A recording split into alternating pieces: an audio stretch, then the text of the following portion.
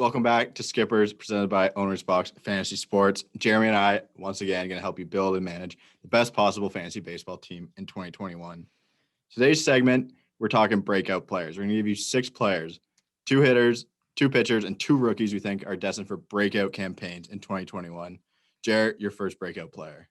Yeah, so breakouts, I love breakouts because this is it's kind of like a sleeper segment, but it's more for the younger guys who we think have the possibility of having a monster year and kind of make their mark in the MLB. So my first guy is obviously, it's going to be a pitching guy. It's from the Jays, my squad. It's Nate Pearson. This guy obviously did not have a very good rookie year. Everyone was expecting this guy to be lights out, but it's tough to be lights out in your first MLB season. It's a completely different game going in the majors. He had a 6 ERA last year, but his expected ERA was 4.64. So the defense didn't really help him out. I love the Jays this year. And this isn't even just me being biased. A lot of people like the Jays this year. They're better defensively. And, Avery, you're a pitcher, as you can attest. When your team's winning and you're up in games, you pitch better. You're more confident on the mound. It sucks being down. You're trying to force stuff, forcing pitches. So I think that the Jays are going to be winning a lot of games. And that means that, Nate Pearson can kind of get comfortable in his spot and throw more confidently the pitches that he wants. And I love this guy, not just because of he can throw close to 100 miles per hour, can even hit 100 miles per hour. But the confidence on this guy, hearing this guy in an interview on TV and hearing about he sees himself as a Cy Young candidate is just, I love that. And I think that he's going to fit in here, and the Jays not going to trade for kind of that number 2 guy / number 1 guy shows they have confidence in this kid. And I think this year he really does bounce back and he breaks out as a stud in the league starting pitcher. I like that. You saying the Jays are going to be winning is going to help you pitch. Mm-hmm. You develop so much more when you're ahead with confidence and stuff like that. As a pitcher, obviously confidence is one of the biggest things. And I don't hate that with Nate Pearson, him saying he wants to be a Cy Young. Obviously, he's going to work hard towards it. But I think he can be destined for a breakout year for sure. He's one of the prime candidates. Let me get into my breakout player. My first breakout player is Tyler Mahle of the Cincinnati Reds. Fangraphs has Mahle breaking camp as the 3rd starter in the Reds rotation. Last year he had a pretty decent, I'll say pre-breakout campaign. Mm-hmm. Some people would call it a breakout campaign, but I'm going to say the 60-game season, it's not a full breakout season.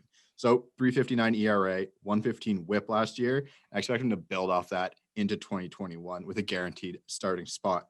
Last year, his strikeout rate climbed to 30% and only had a 188 expected batting average against. With an ADP of 191, I expect Mahle to break out 2021. He always had a good fastball. That was never his calling card, or his calling card was always his fastball.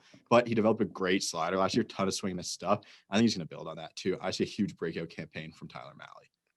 Yeah, I like that pick. We talk about the Reds. Obviously, anyone from the Reds is kind of has question marks right now with them being so bad, losing their ace and Trevor Bauer. Sonny Gray has to step up. But who's going to be that number 2? Who's going to step up into that role?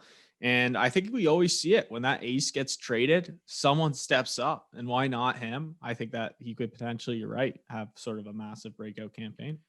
I could see him sneaking to the top 25 of starting pitchers at the end of this fantasy year. I got a guy, a prospect who hasn't even played a game in the majors, who's been talked to for a while. It's Franco. This guy, everyone's talking about this guy coming up and playing for the Rays. He is their future shortstop. He reminds me of Lindor. He's got similar qualities. I think that we see what Tatis did in his first year. I think that we can see that with Wander Franco. This guy just tears up the minors. He's been doing it for multiple years. I think this guy is going to come up and we're going to be kind of shocked in his rookie campaign. He actually does have a lot of expectations and he is getting drafted in a lot of leagues. He's got to do his 2-week service time, but I feel like this is the guy who can make an impact right when he gets in the lineup. And that Rays lineup, he can get up there. If he hits well, he's going to go up there and he's going to be at the top of 1-2 if he plays well. But I definitely think Wander Franco is a breakout candidate. Yeah, I think that Lindor comparison is really good. Switch hitting, shortstop, speed. He has expectations. He's the number 1 prospect. We've seen that from a lot of guys. We see it for even Nate Pearson, your other pick, high prospect, breaking into the league. But I think Wander Franco is as much as a can't miss prospect as you could possibly get. I can't see him busting, and I see him helping a Rays lineup, obviously for not a lot of money because they're not going to pay him a ton of money when that time comes. But I think they help very early. My second breakout player for 2021 is Oakland A's catcher Sean Murphy. He's a 10th ranked fantasy catcher on most sites this year, which, I mean, he's only played, what's the number here, 63 MLB games, but impressive stats in the weighted runs created plus categories of 136, 132 in his 2 years, and a decent on base percentage last year of 364 for catcher.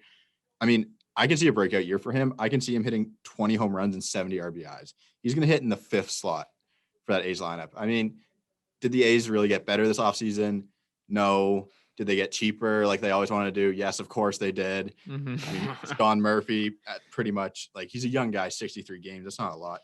I mean, slotted in the 5th spot in the lineup, I can see him being really good this year. Obviously, some chest issues early in spring training. Keep an eye on him, but I think he is lower, like maybe a 9th or 8th best catcher in this year's catching ranks at the end of the season.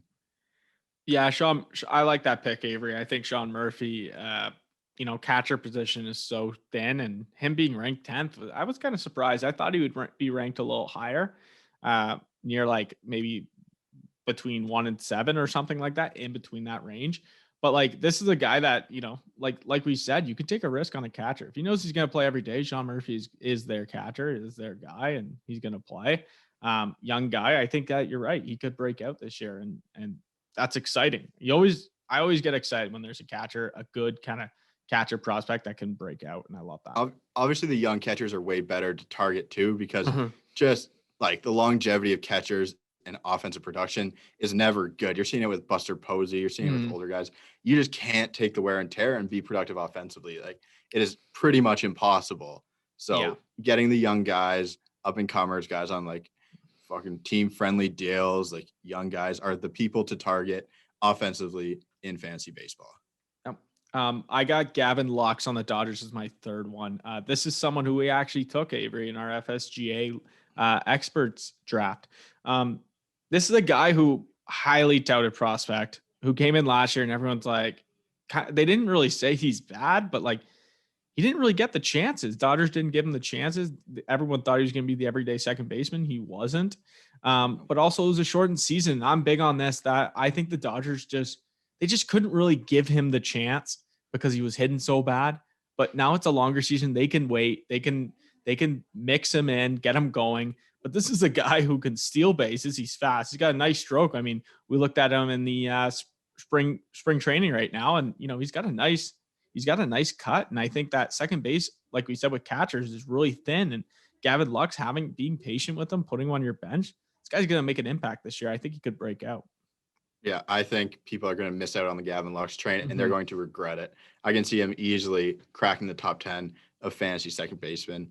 And I love that we took him. We gave him we're taking a chance on Gavin Lux, but I don't think it's that big of a risk. I think he's destined for a breakout campaign. Yep. So my third breakout player is going to be Andrew Vaughn of the Chicago White Sox. Watched him a little bit yesterday.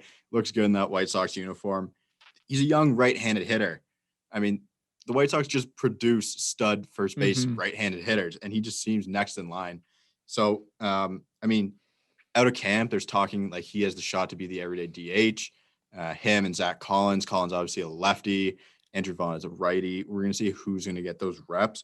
But I like to watch him a lot when he was at Cal. He has an advanced approach for that age. He's an advanced hitter already. He's young. He's like 21.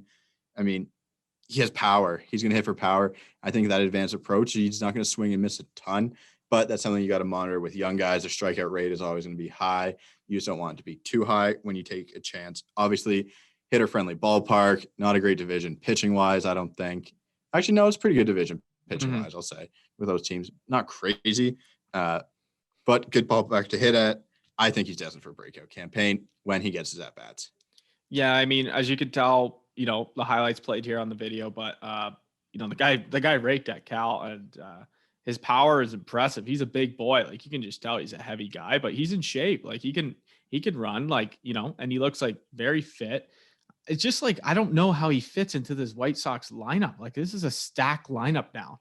You got Luis Robert going into his second year, and then you got Eloy, who people are saying hot takes that are saying that he's going to lead the league in home run and RBIs. So, like, and then don't forget, you have MVP Jose Abreu at first. So it's like, The only issue I have was similar right-handed type hitters too, which is so concerning. It's like, how does he fit in that lineup? But I do agree though. Like if he hits well in the DH spot and he's hitting like 5 or 6, he's very valuable. I also have one honorable mention, and that's going to be Edwin Rios of the Los Angeles Dodgers. Obviously, a couple of big home runs in the postseason last year. I just finding him at bats is going to be the issue. Mm-hmm. He plays third base. They just signed Justin Turner again. Finding him at bats. That's why him and Andrew Vaughn kind of 1 and 2 for me. Yeah. Kind of similar takes, but I think Vaughn has a better chance of more regular at bats possibly later on, and Rios has a better chance right away for those at bats. But there's another segment. Please like, comment, subscribe, your picks, who you think is going to break out, what you think of our breakout players. Can't wait to see you next episode. Thanks for tuning in.